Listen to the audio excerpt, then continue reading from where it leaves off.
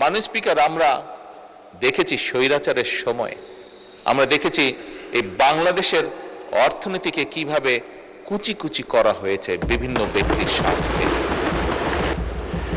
মাননীয় স্পিকার, এইবার যে আমরা যে বাজেটটি উপস্থাপন করছি, এই বাজেটের অন্য একটি গুরুত্বপূর্ণ লক্ষ্য হচ্ছে অর্থনীতিকে কিছু মুষ্টিমেয় সুবিধাভোগীদের কবল থেকে বের করে নিয়ে এসে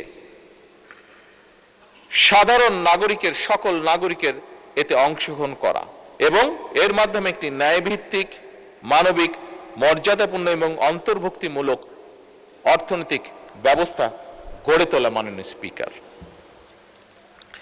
এবারের বাজেটের অন্যতম তিনটি সবচেয়ে গুরুত্বপূর্ণ যে বিষয় যেটির উপরে আমাদের সরকার জোর দিতে চাইছে সেটি হচ্ছে প্রথমত দরিদ্র, নিম্ন আয় এবং ঝুঁকিগ্রস্ত মানুষের সামাজিক সুরক্ষা নিশ্চিত করে জীবনযাত্রার যে বোঝা সেটিকে যতটুকু সম্ভব লাঘব করা।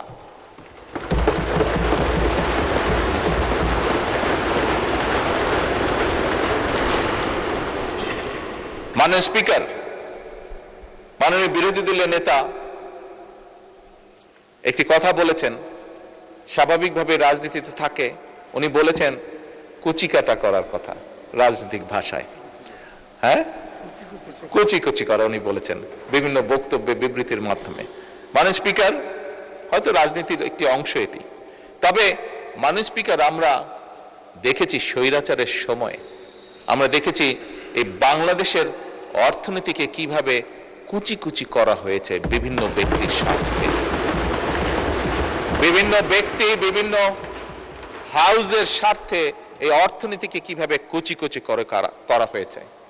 মাননীয় স্পিকার, এবারকার বাজেটের অন্যতম মূল লক্ষ্য হচ্ছে অর্থনীতিতে ধীরে ধীরে শৃঙ্খলাকে ফিরিয়ে নিয়ে আসা।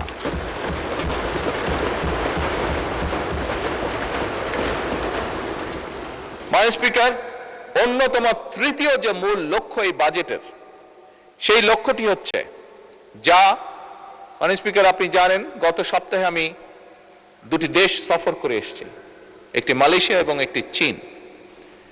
একটি আন্তর্জাতিক গণমাধ্যম তাদের পর্যালোচনায় বলেছে যে এবারকার সফরটির লক্ষ্য, উদ্দেশ্য, কথাবার্তা শুনে মনে হচ্ছে যে বাংলাদেশ সরকার এই দেশের অর্থনীতির উপরে জোর দিয়েছে এবং বিনিয়োগের উপরে তারা জোর দিয়েছে। এটি হচ্ছে তাদের একটি আন্তর্জাতিক